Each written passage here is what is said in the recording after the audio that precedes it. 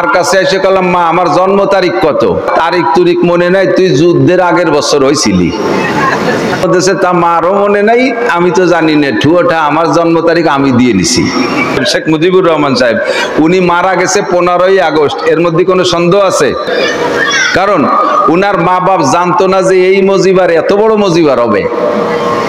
এই মজিবার বঙ্গবন্ধু ঠিক করবে কিভাবে স্যার নিজেও করতে পারে না।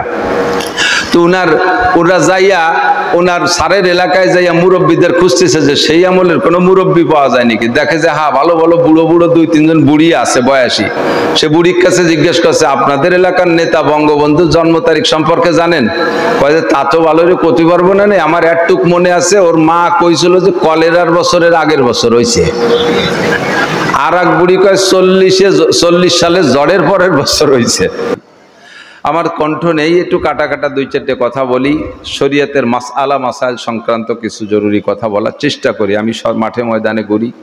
ছোটবেলায় থেকে যে সময় থেকে একটা দাড়ি উঠছে সেই সময় থেকে মসজিদে ইমামতি করি। মুসল্লিদের অবস্থা সম্পর্কে আমি মোটামুটি ধারণা রাখি। ভালো ভালো ডাটের মুসল্লি, বিশাল বিশাল জুব্ব গায়ে, একেবারে টাকনুসোয়া জুব্ব, পাগড়িও একটা পরে, অথচ আলহামদুলিল্লাহ শুদ্ধ পড়তে পারে না। নামাজে দাঁড়ানোটা সুন্দর না, সানাবান্দা সুন্দর না, দোয়া কুনুত পারে না, আত্তাহিয়াতু পারে না, দুরূদ শরীফ পড়তে পারে না, এমনকি 4টে কলেমাও শুদ্ধ করে পড়তে পারে না। অথচ দেখতে শুনতে মনে হয় যেন বহুত বড় একজন হুজুর, বড় মাওলানাই হবে। এই দুর্বলতা মুসল্লিদের ভিতরে, জনগণের ভিতরে, সাধারণের ভিতরে প্রচুর আছে। আমি সেই দুর্বলতাগুলো খুঁজে খুঁজে সেখান থেকে সবল বানানোর জন্য কিছু জরুরি কথা বলার চিন্তা করি, যদি আল্লাহ পাক রব্বুল আলামিন তৌফিক দেন। মাসটার নাম, চলতি মাসের নাম আরবিতে রবিউল আউয়াল। জানেন তো কি? একটু বলবেন। রবিউল আউয়াল, এর পরের মাস রবিউল সানি, তারপরে জুমাদাল উলা, তারপরে জুমাদাল সানি, এরপরে রজব, তারপরে শাবান, তারপরে আসবে রমজান। চলতি মাস সহ রমজানের আগে 6 মাসের মতো আছে। এ মাসে নবী পাক সাল্লাল্লাহু আলাইহি সাল্লাম দুনিয়ায় এসেছিলেন, যার কারণে মাসটা বড় দামি। ইংরেজিতে এ মাস চলছে সেপ্টেম্বর মাস। আজ থেকে 4 বছর আগে এই সেপ্টেম্বর মাসের এত গুরুত্ব ছিল না। এবছর সেপ্টেম্বর মাস সারা দুনিয়া জুড়ে বড় দামি হয়ে গেছে। বাংলাদেশ সহ কয়েকটা দেশে এই 12ই রবিউল আউয়ালকে ঈদে মিলাদুন নবী হিসেবে পালন করে।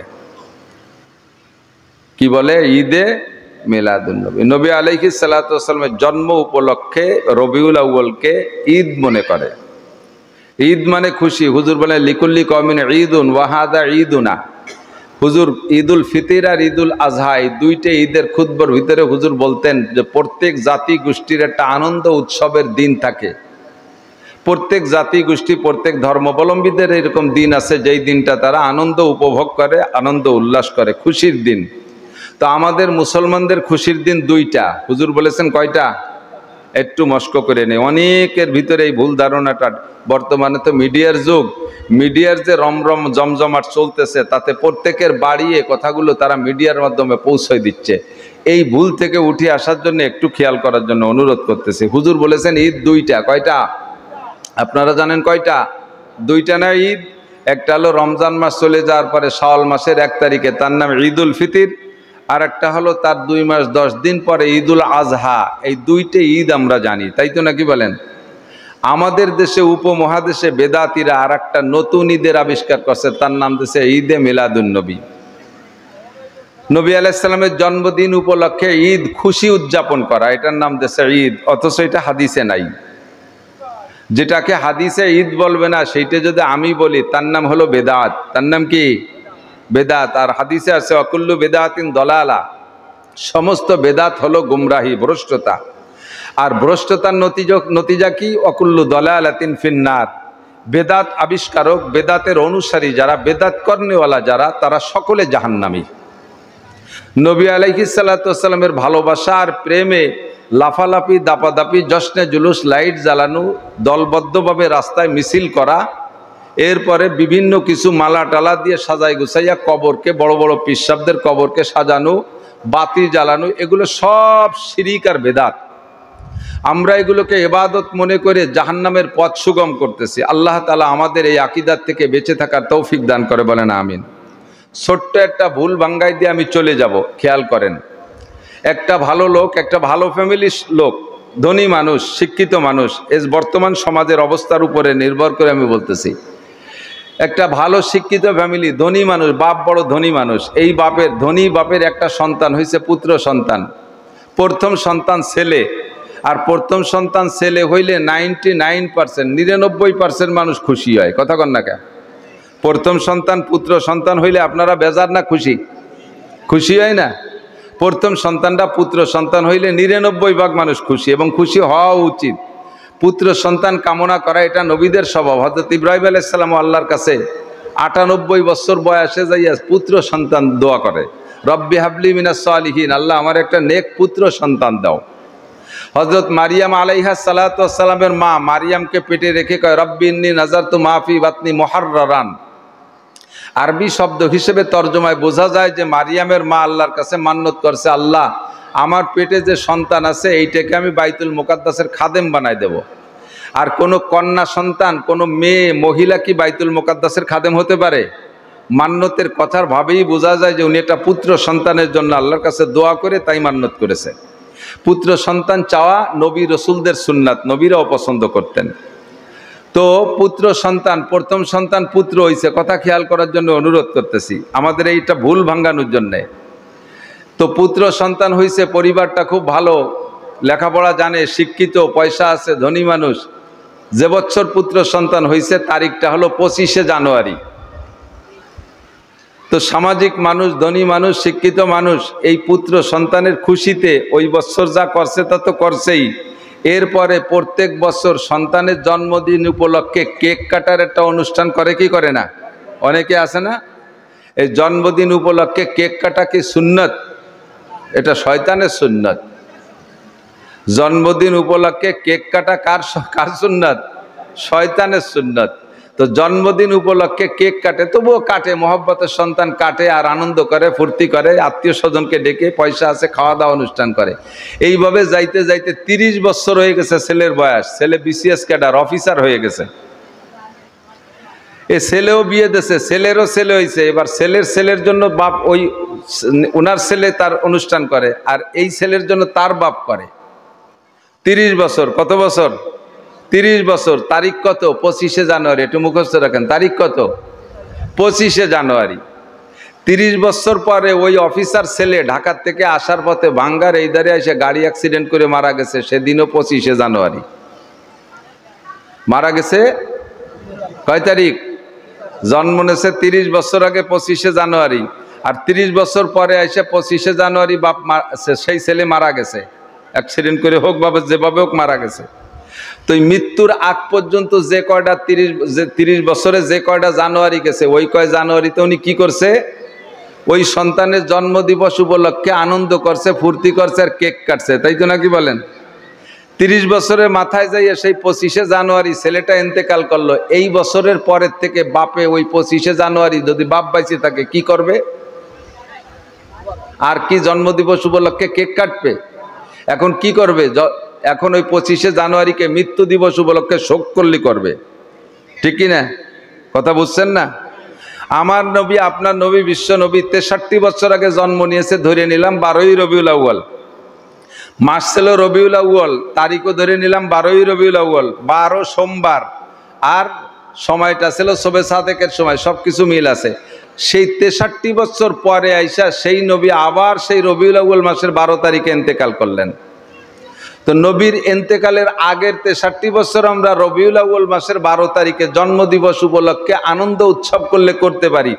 তো 63 বছরের মাথায় এসে যে ইন্তেকাল করলেন, তারপরে যে 1400 বছর চলে যাচ্ছে, এই 1400 বছর কি 12ই রবিউল আউয়াল নবীর জন্মদিবস পালন করা উচিত না মৃত্যু দিবস? আনন্দ করা উচিত না শোক পালন করা উচিত? কথা কি বুঝছেন আপনারা? পশ্চিমে ইহুদি নাসারারা তারা মুসলমানদের ইতিহাসকে বিকৃত করে মুসলমানদের মধ্যে এক দলরে পয়সা দিয়ে কিনে তাদের মত অনুযায়ী এই দেশে শরিয়াত বাস্তবায়ন করার চেষ্টা করে আমাদের মতো সরল পিরান মুসলমানদেরকে তাদের গোলাম বানায় ফেলাইছে। তারা যা যেভাবে বলে পয়সা কড়ি দিয়ে একটা উৎসব করে, আমরা সেই তালে নাচতে তালে থাকি, একবারও হিসাব করি না। এই দিন নবী জন্ম নিয়েছেন কথা ঠিক, তো নবীর জন্মের উপরে আমরা যতটা খুশি, নবী আলাইহিস সালামের ইন্তেকালের উপরে তার চাইতে আমরা বেশি দুঃখিত না? তাহলে উচিত ছিল রবিউল আউয়াল মাসে ঈদে মিলাদুন নবী উদযাপন না করা, বরঞ্চ শোকে নবী মুহাম্মদ রাসূলুল্লাহ সাল্লাল্লাহু আলাইহি সাল্লামের শোক দিবস পালন করা উচিত ছিল, ঠিক কি না? রাষ্ট্রীয়ভাবে মোটা মোটা টাকা খরচ করে ঈদে মিলাদুন নবী পালন করে, সেই উপলক্ষে ছুটি টুটিও দেয়। বড় কষ্ট লাগে, বড় দুঃখ লাগে। আমার এই মর্মে যে কয়টা মাহফিল হয়েছে ইদানিং সিরাত মাহফিল, আমি প্রত্যেক জায়গা এই বিষয়টাকে খুব খুলে আলোচনা করছি। 2 নম্বর সহি কথা হলো, ঐতিহাসিকদের মতে শতকরা 97 জন, 100 জনের মধ্যে 97 জন ঐতিহাসিক হিসাব করে বের করছে নবী আলাইহিস সালামের জন্ম তারিখ 12ই রবিউল আউয়াল না। সিরাতে মোস্তফা আল্লামা ইদ্রিস কান্দলবির লেখা ইসলামিক ফাউন্ডেশন থেকে সেটাকে অনুবাদ করে দিয়েছে। আমি উর্দুটা পড়ি, আপনারা বাংলাটা খুঁজে বের করে দেখবেন। নবী আলাইহিস সালামের জন্ম তারিখ 8ই রবিউল আউয়াল। কয় তারিখ? 8ই রবিউল আউয়াল। আপনাদের প্রশ্ন হতে পারে, তা নবী পাকের জন্ম তারিখ নিয়েও হুজুরকে মতানৈক্য, হুজুররা যা কয় তার মধ্যে ইখতিলাফের মতানৈক্য। এক হুজুর কয় কানে উলো দিতে হবে বারবার, আর এক হুজুর কয় ছানা বানতে হবে বুকির উপরে, আর এক হুজুর কয় আমিন করতে হবে জোরে, আবার আর এক দলের বিরোধিতা করে। হুজুরকে সব জায়গা ঝামেলা, এমনকি নবীর জন্ম নিয়েও ঝামেলা বাঁধায়। আপনি নিজেই জবাব দেন, নবী পাকের জন্ম তারিখ আমি বলছি সহি তারিখ হলো 8ই রবিউল আউয়াল, 12ই রবিউল আউয়াল মৃত্যু তারিখের মধ্যে কোনো সন্দেহ নাই। কথা বলেন, এই নবীর জন্ম তারিখ নিয়ে মতানৈক্যের কারণ কি? এইটুক বলে আমি যে সুরো পড়ছি তার আলোচনার দিকে যাব। এই ভুলটা বর্তমান সময় ভাঙ্গায় না দিলে এই মাস চলে গেলে আর এই আওয়াজ আমাকে মুখে থাকবে না, এই জন্য বলে দিয়ে যাচ্ছি। আমরা আপনারা বর্তমানে যে সময়, এ সময় নিরক্ষরতাকে দূর করার জন্য শিক্ষার কত জোর চেষ্টা চলতেছে সরকারের মাধ্যমে বিভিন্নভাবে। এখন টিপসইওয়ালা মানুষের খুবই অভাব আছে, কমপক্ষে নিজের নামটাও লিখতে পারে এরকম মানুষ প্রায় হয়ে গেছে না? শিক্ষার এত জোর তাকিদের যুগ, এই সময় আইসাও আমার মুরব্বী বাবারা যারা আছেন 60-70 বছর বয়সী, 80 বছর বয়সী যারা আছেন, তারা নিজের জন্ম তারিখটা জেনুইন বলতে পারবেন কয়জনে? আমার জন্ম তারিখটাই জেনুইন না। যখন আইডি কার্ড করতে গেছি তখন তো আমার জন্ম নিবন্ধন লাগবে। এবার জন্ম নিবন্ধন করতে যায় সে জায়গা তারা জিজ্ঞেস করছে আপনার জন্ম তারিখ কন, তা তো আমি জানি না। পরে মার কাছে এসে বললাম, মা আমার জন্ম তারিখ কত? আমার বয়স এখন 55। মা যে হিসেব বলছে সেই হিসেবে তো মা কয় যে তারিখ তুরিখ মনে নাই, তুই যুদ্ধের আগের বছর হয়েছিলি। নির্ধারিত তারিখ কর কায়দা নাই, তুই যুদ্ধের আগের বছর হয়েছিস 69 সাল। শেষে নিজে একটা তারিখ দিয়ে নিলাম। মা কোন তারিখে আমার জন্ম দিয়েছে তা মারও মনে নাই, আমি তো জানি না, ঠুয়োটা আমার জন্ম তারিখ আমি দিয়ে নিছি। তারপরের থেকে আমার আইডি কার্ড তৈরি হয়েছে। এই দেশের বড় বড় বাগা বাগা নেতা যারা আছে ছিলেন, চলে গেছেন, যেমন যারা আওয়ামী লীগ পছন্দ করে তাদের নেতার নাম করলে তাকে ভালটায়, যারা জাতীয় বিএনপি করে তাদের নেতার নাম করলে তাদের ভালো থাকে। ধরে নেন ওই সমস্ত বড় বড় নেতা যাদের নামের পর যাদের মাধ্যমে এদের স্বাধীন হয়েছে, শেখ সাহেব বঙ্গবন্ধু শেখ সাহেব, শেখ মুজিবুর রহমান সাহেব, উনি মারা গেছে 15ই আগস্ট, এর মধ্যে কোনো সন্দেহ আছে? কিন্তু ওনার জন্ম তারিখটা কবে একটা কিছু নির্ধারিত আছে। 100 বর্ষ, কয়েক বছর 2 বছর আগে আওয়ামী লীগ থাকতে 100 বর্ষ পূরণ করছে না? 100 বর্ষে মানে 100 বছর আগে বঙ্গবন্ধু জন্ম নিয়েছে, তার জন্মের নির্দিষ্ট তারিখ আদৌ সহি হিসেবে লিখতে পারে নাই। কারণ উনার মা বাপ জানতো না যে এই মজিবার এত বড় মজিবার হবে, এই মজিবার বঙ্গবন্ধু হবে, এই মজিবারের এত বড় কৃতিত্ব হবে, এটা জানতো না। আর লেখাপড়ার অত প্রভাব ছিল না এবং জন্ম নিবন্ধন সে সময় করা হতো না, যার কারণে ওনার জন্ম তারিখ ঠিক করে রাখে নাই। যখন ধীরে ধীরে নেতা হয়ে বড় বাগা নেতা হয়ে গেছে, তখন ওনার পাইক পেয়াদা যারা আছে, দেশের নেতাগোতা যারা আছে, তারা ওনার ব্যাকগ্রাউন্ড খুঁজতে খুঁজতে তাহলে স্যারের একটা জন্ম তারিখ ঠিক করতে হয়। এখন এই জন্ম তারিখ ঠিক করবে কিভাবে, স্যার নিজেও করতে পারে না। তো ওরা যাইয়া ওনার স্যারের এলাকায় যাইয়া মুরব্বীদের খুঁজতেছে যে সেই আমলের কোনো মুরব্বী পাওয়া যায় নাকি। দেখে যে হ্যাঁ ভালো ভালো বুড়ো 2-3 জন বুড়ি আছে বয়সী। সে বুড়ির কাছে জিজ্ঞেস করছে আপনাদের এলাকার নেতা বঙ্গবন্ধুর জন্ম তারিখ সম্পর্কে জানেন? কয়ে যে তা তো ভালো করে করতে পারবো না, আমার একটুক মনে আছে, ওর মা কইছিল যে কলেরার বছরের আগের বছর হয়েছে। আর এক বুড়ি কয় 40 সালে জ্বরের পরের বছর হয়েছে। এই 40 সালে জ্বরের পরের বছর আর কলেরার আগের বছর 2 তারিখ মিলিয়ে মাঝে ঠুয়ো একটা তারিখ হিসেব করে রাখছে। এলো মাত্র আজ থেকে 100 বছর আগে, তাহলে 1500 বছর আগে যে জামানায় লেখাপড়ার কোনো গন্ধবাতা ছিল বলে মনে হয় না, প্রযুক্তির কিছুই ছিল না।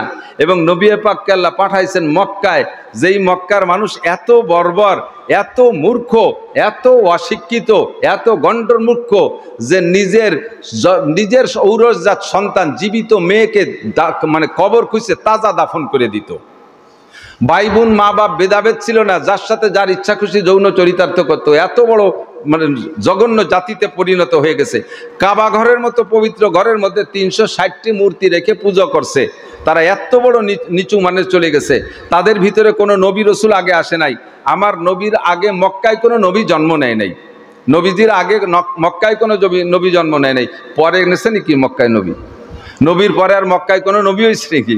তাহলে মক্কায় আগেও কোনো নবী জন্ম নেয় নাই, পরেও নেয় নাই। অন্য অন্য দেশে হয়েছে, ফিলিস্তিন খুব বেশি হয়েছে, শাম সিরিয়ায় খুব বেশি হয়েছে, তারপরে বাইতুল মুকাদ্দাস এলাকায়, ওই এলাকাতে নবীদের জন্ম খুব বেশি, কিন্তু মক্কায় কোনো নবী আসে নাই। শিক্ষার কোনো গন্ধই ছিল না। উনার পূর্বপুরুষ জানে না, উনার মুরব্বীরা জানতেন না যে এই সন্তানটা পরবর্তীতে বিশ্ব নবী হবে। কাজেই তার জন্ম তারিখ তারা কেউ ঠিক করে রাখে নাই। এমনি এতটুক মনে রাখছে যে রবিউল আউয়াল মাসে হয়েছে, সোমবারে হয়েছে, শবে সাদেকের সময় হয়েছে, এইটুক মনে রাখছে। এবং তার সবচেয়ে বেশি মনে রাখছে হুজুরের চাচা আবুল আহাব। হুজুরের চাচা আবুল আহাব, এই আবুল আহাব প্রত্যেক সোমবারে ভাতিজার জন্মদিবস উপলক্ষে স্বর্ণের পিয়ালায় বাতি জ্বালাইতো। স্বর্ণের পিয়ালায় বাতি জ্বালাইতো আবুল আহাব। নাম কি? আবুল আহাবের নাম কয়ে কি রাদিয়াল্লাহু আনহু পড়া লাগে নাকি? আবুল আহাবের নাম কয়ে কি কইতে? লানাতুল্লাহি আলাল কাযিবিন। আবুল আহাব 40 বছর পর্যন্ত রসুলের নবুয়াতি পাওয়া পর্যন্ত, নবুয়াতির ঘোষণা দেওয়ার আগ পর্যন্ত আবুল আহাব প্রত্যেক সোমবারে নবীর জন্মদিবস উপলক্ষে স্বর্ণের পেয়ালায় বাতি জ্বালাইতো। আর সর্বপ্রথম আবুল আহাব নবী আলাইহিস সালামকে গালি দিয়েছে। নবুয়াতি পাওয়ার পরে হুজুর যখন মুরব্বীদেরকে নিয়ে ঘরের মধ্যে বইসা প্রস্তাব দিলেন, হে আমার মুরব্বী মহোদয়, আপনারা বলেন কুলু লা ইলাহা ইল্লাল্লাহ মুহাম্মাদুর রাসূলুল্লাহ। এই কলেমার যখন প্রস্তাব দিয়েছে, মজলিসের ভিতরে আবু জাহেল, আবুল আহাব, উতবা, সাইবা, ওয়ালিদ ইবনে মুগিরা, আবু সুফিয়ান, এরকম বড় বড় বাঘা আরবের কুরাইশি নেতারা ছিল। এই সব নেতাদের উপস্থিতিতে তৎকালীন সৌদি আরবের গভর্নর ছিল মিস্টার আবু জাহেল। এও চুপ করে রয়েছে, হুজুরের কথার পর কোনো কথা সেও বলতেছে না। যেই চাচা 40 বছর পর্যন্ত হুজুরের জন্মদিবস পালন করছে সোমবারে, সেই চাচা ওই দিন সর্বপ্রথম হুজুরের মুখের পর কয়, তাব্বান লাকা ইয়া খাসিস আলিহাজা জামাতানা, ধ্বংস হয়ে যা মোহাম্মদ, তুই কি এজন্যই আমাদেরকে ডেকে নিয়ে আসছিস? নবীকে তাব্বান লাকা কয়ে বদদুয়া দিছে। আর সাথে সাথে আল্লাহ তাআলা সূরা লাহাব নাজিল করে দিয়ে হুজুরকে সান্ত্বনা দিয়ে কয়, তাব্বাত ইয়াদা আবি লাহাবিন ওয়া তাব মা আগনা আনহু মালুহু ওয়া মা কাসাব সায়াসলা নারান যাতা লাহাব আমরাতুহু হাম্মালাতাল হাতাব ফি জিদিহা হাবলুম মিন মাসাদ।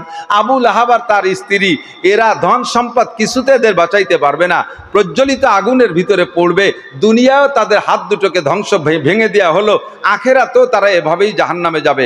আবুল আহাব চিরকাল জাহান্নামে যাবে, সারা জিন্দেগি ভরে এক সেকেন্ডের জন্য জান্নাতে যাবে না। অথচ আবুল আহাব নবী আলাইহিস সালামের 40 বছর পর্যন্ত জন্মদিবস পালন করেছে সোমবারে, কিন্তু তারিখটা লিখে রাখে নেই।